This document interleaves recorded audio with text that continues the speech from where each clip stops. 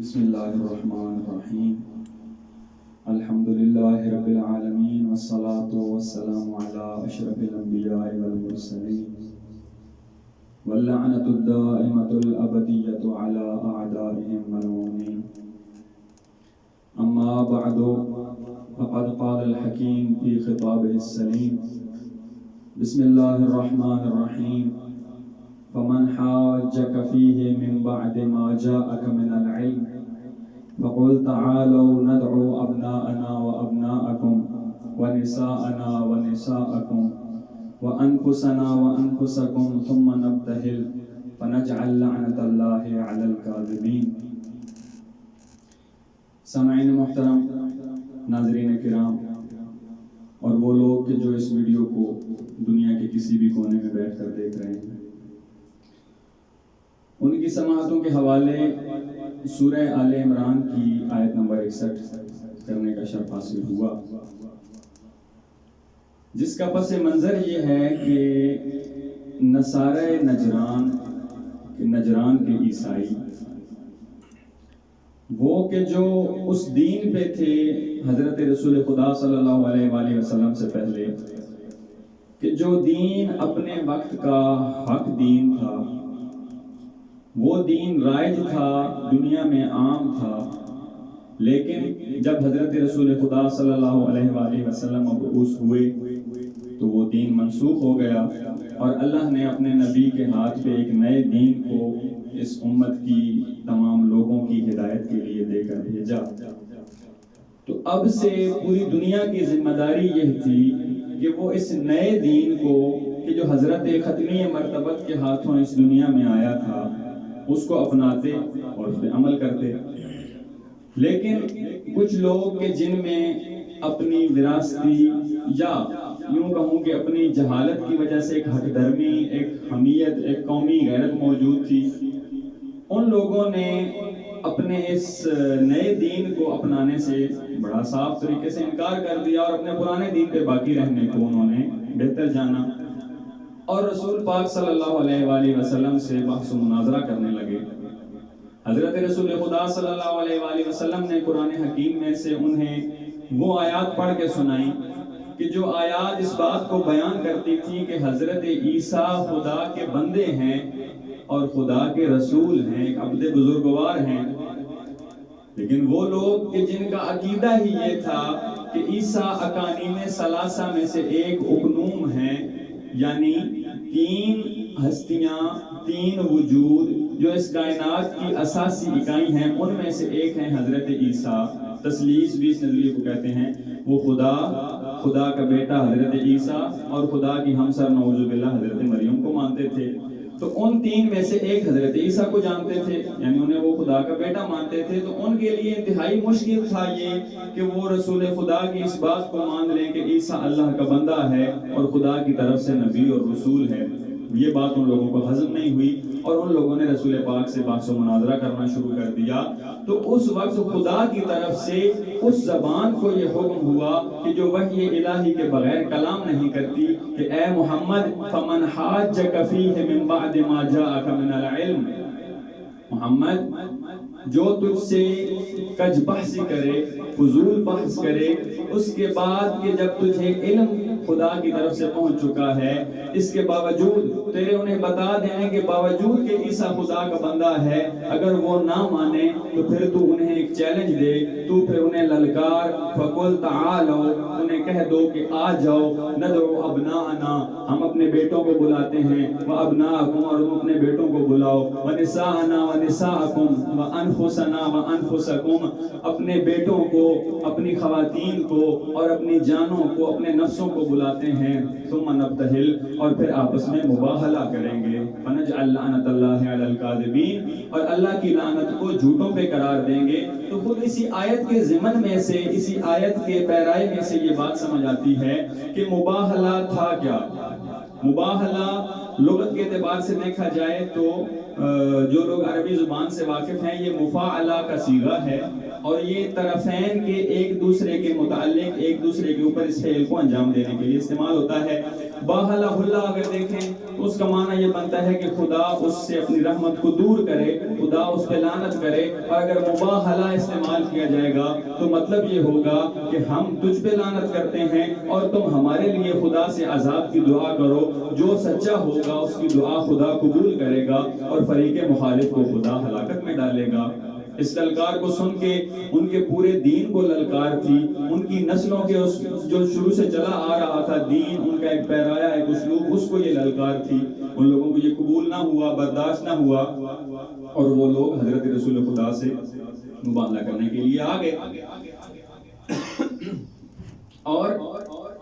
ایک دن مقرر کیا گیا. اس دن کے بارے میں کتب تواریخ میں ملتا ہے کہ حجۃ الوداع سے پہلے اور فتح مکہ کے بعد کا دن تھا. فتح مکہ کے بعد کا سال تھا، 9 ہجری قمری بنتی ہے، اور اگر عیسوی حساب سے دیکھا جائے تو 631 عیسوی بنتی ہے. اب دن کے متعلق اختلاف ہے.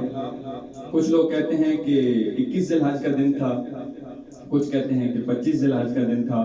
اور کچھ لوگ اسے 24 ذی الحج کا دن مانتے ہیں. اور اکثر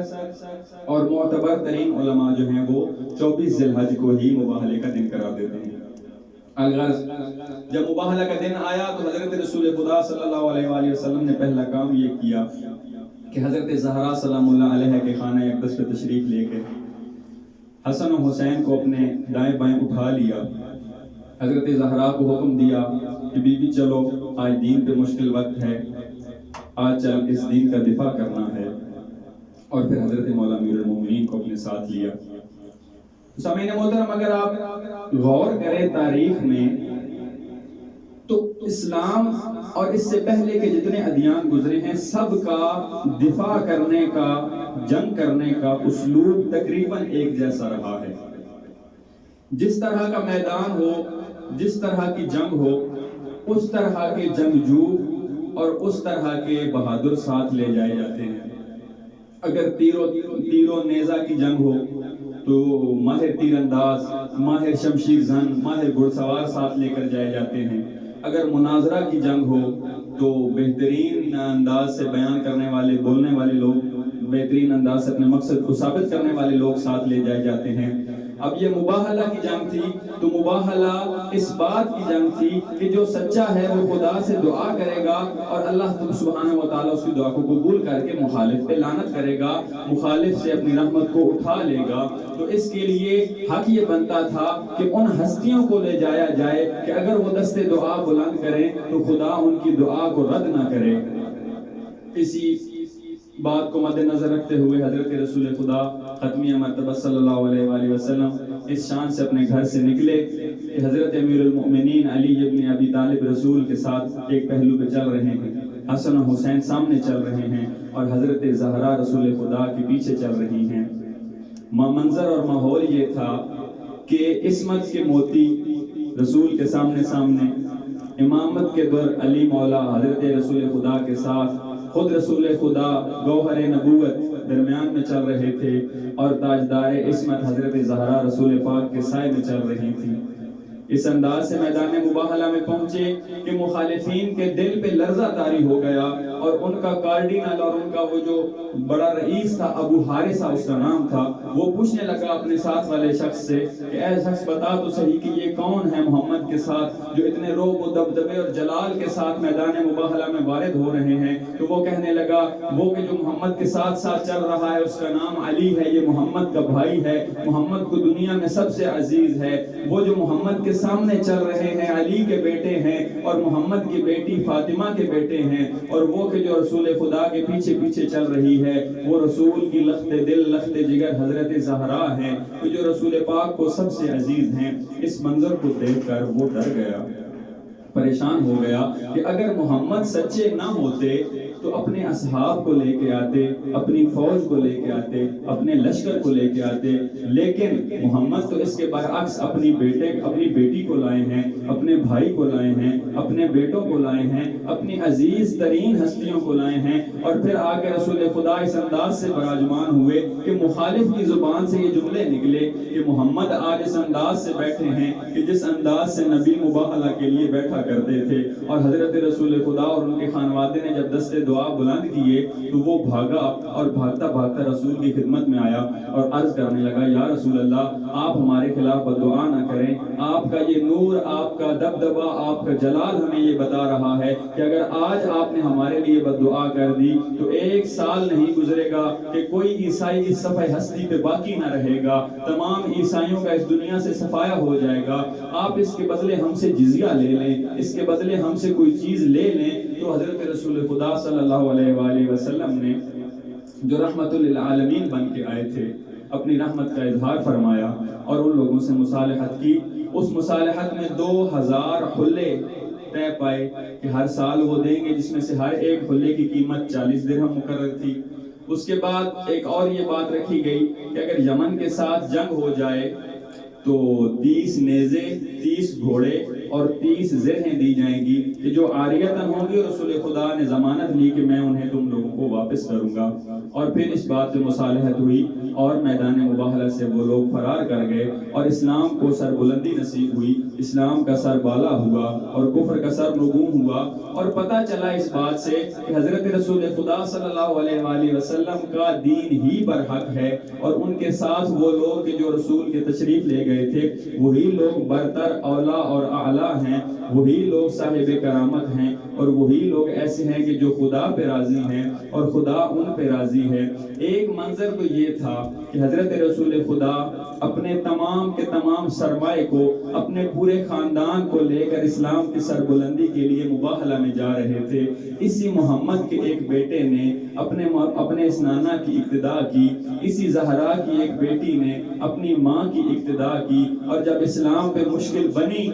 مباہلہ کے وقت بنی تھی، تو حضرت رسول خدا نے یہ اقدام کیا، اور جب مباہلہ گزر گیا، رسول خدا کی وفات ہو گئی، مولا امیر المؤمنین کی وفات ہو گئی، حضرت امام حسن کی وفات ہو گئی، شہادت ہو گئی، تو اس کے بعد ایک وقت دین پہ ایسا آیا کہ ایک ظالم و جابر حکمران تخت پہ سوار ہوا اور اس نے آ کر اسلام کی بنیادوں اور اصولوں کو ہلانا شروع کر دیا۔ تو حسین علیہ السلام کے جو مباہلہ جیسی ایک مثال پہلے اپنے دامن میں رکھتے تھے، انہیں ایک تجربہ موجود تھا، اس تجربے سے استفادہ کرتے ہوئے اور خدا کی ہدایت کا سلسلہ میں نے پہلے عرض کیا کہ گامزن ہے اور تقریباً ایک جیسا ہوتا ہے۔ رسول خدا کے اس نواسے نے اس کے خلاف قیام کیا، اور قیام اس انداز سے کیا کہ جس انداز میں محمد اپنی بیٹی فاطمہ کو لے کے چلے تھے، حسین اسی فاطمہ کی دختر حضرت زینب کبریٰ کو لے کے چلے۔ جس طرح محمد خود نکلے تھے، اس طرح حضرت حسین بھی خود نکلے اور اپنے تمام تر عزیزوں کو اپنے ساتھ لے کر چلے،